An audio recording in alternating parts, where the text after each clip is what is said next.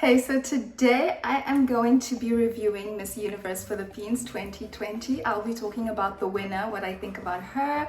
I'll be talking about the show in general, what I liked, what I didn't like. And I will address the controversy that has happened after the show aired, with some contestants, or at least one in particular, complaining about the fairness, saying that Miss Iloilo didn't deserve to win. So to find out what I think, please stay tuned. Please remember to subscribe to my channel and please give this video a big thumbs up.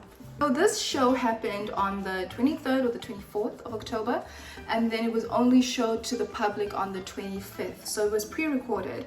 And because of that, as soon as it happened in real life, we got leaks. We had pictures of five different women wearing the crown. So we assumed that that was the top five, and they filmed it with each of the five different women wearing the crown to, throw us off who the winner might be if pictures got out. But so when the show came and when yesterday came and we were watching the show, we already knew, or at least suspected, who was going to be in the top five, and we were right. So that for me was very disappointing, the fact that the show is pre-recorded. I think that if you're going to have a pageant, it's exactly like a sports show. You need to have it live. It takes away the excitement when we're watching something that's already been done, and then we get leaks, and that's inevitable that there will be leaks, so that's something you really can't avoid. That's why you have it live, so it's exciting. So nobody knows what has happened and we're watching it at the same time. The whole world's eyes are on it. That makes a show exciting, that makes it interesting. And I found myself not being particularly excited. I mean, this is Miss Universe Philippines. It's one of the biggest pageants in the world. It's highly anticipated. And I wasn't excited because I already knew who was going to be the top five. My favorite wasn't in the top five. And it's not the same watching something that's pre-recorded. Interestingly enough, this happened at the same weekend of Miss South Africa.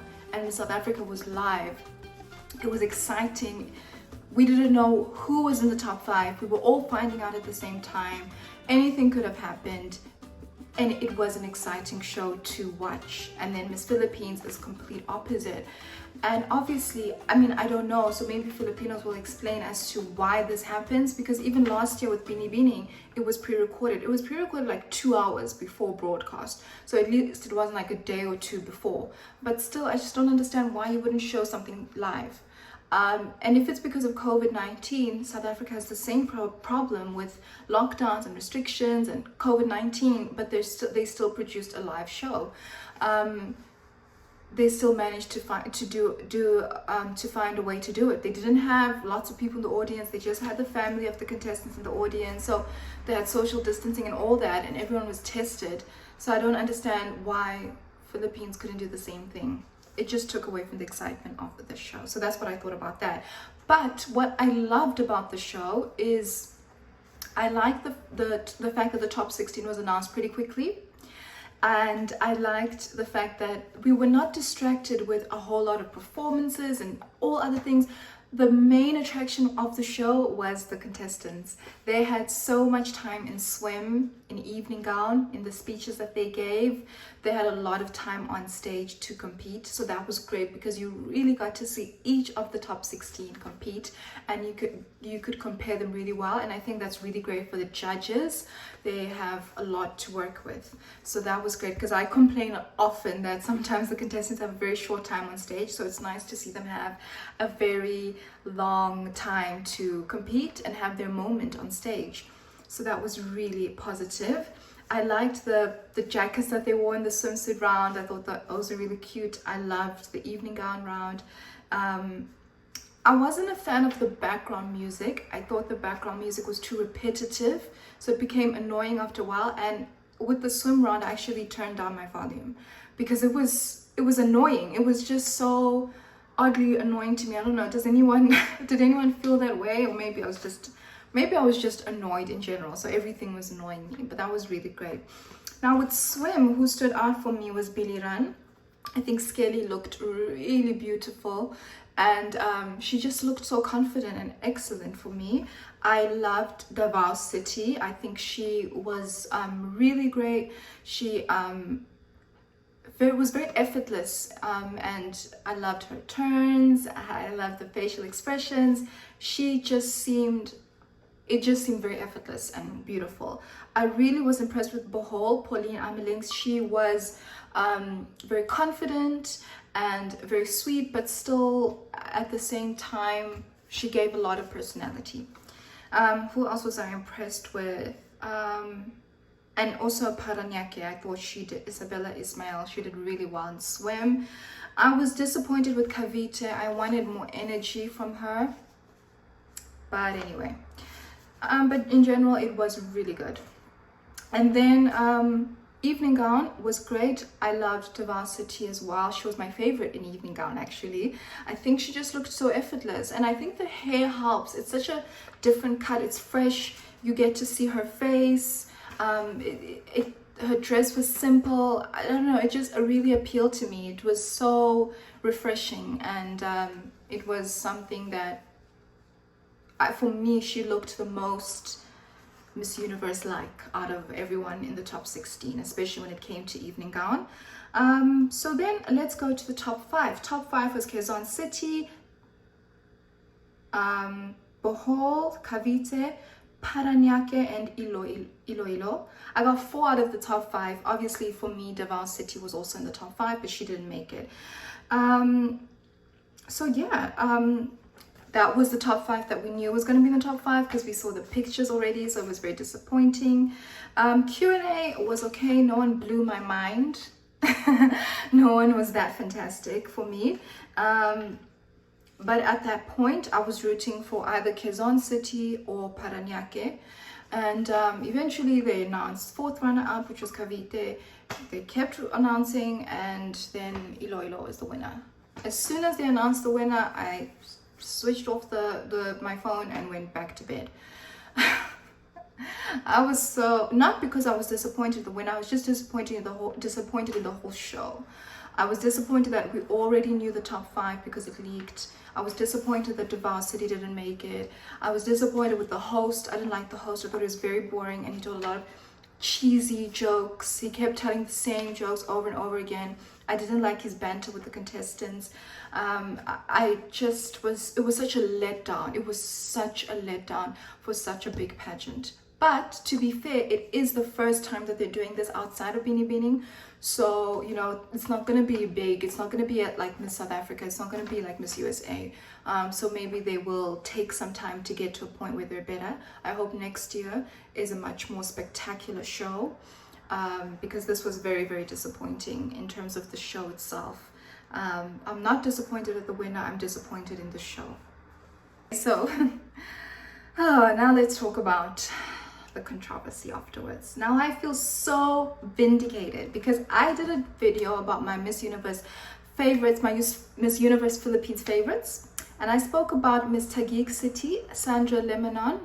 I'm not sure if I'm pronouncing her name correctly, and how she was in my top 5 when I saw her picture from many months ago. I liked her. Then when I went to her Instagram, started watching her videos, seeing her interviews, the pictures that she would post, I was completely put off by her, that I actually removed her from my top 5 and just didn't like her that much.